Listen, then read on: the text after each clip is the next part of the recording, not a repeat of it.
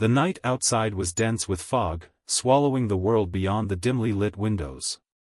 Inside, a group of 5 friends, Noah, Clara, Ethan, Jess, and Marcus, sat together in an otherwise empty train car.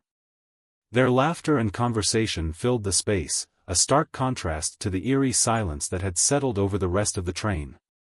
"This is weird, right?" Jess mused, adjusting her scarf as she glanced around. "Where is everyone?" Ethan smirked, stretching his legs across the aisle. "Midnight train. No one's crazy enough to take this route except us."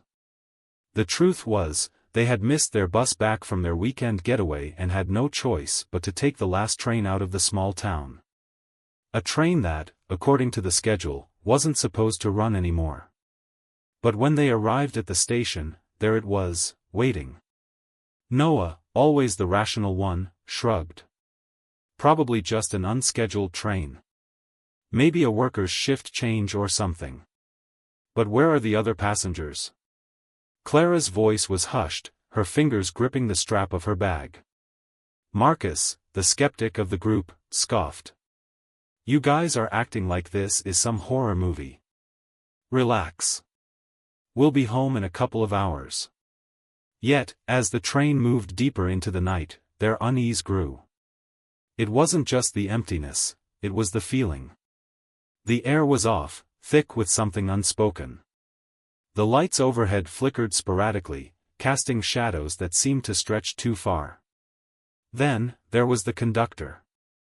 A tall man in a neatly pressed uniform had walked through their car shortly after departure. His face was obscured by the brim of his cap, and his voice was low and almost mechanical when he asked for their tickets. When Clara handed hers over, his fingers brushed against hers, ice cold, like he had been standing outside in the dead of winter. And then, without another word, he moved on, disappearing into the next car.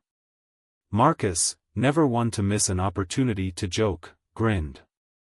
$10 says he's a ghost." "Not funny," Jess muttered, rubbing her arms as if shaking off a chill. Time stretched on. The scenery outside remained unchanged, fog, darkness, a landscape that seemed to loop endlessly.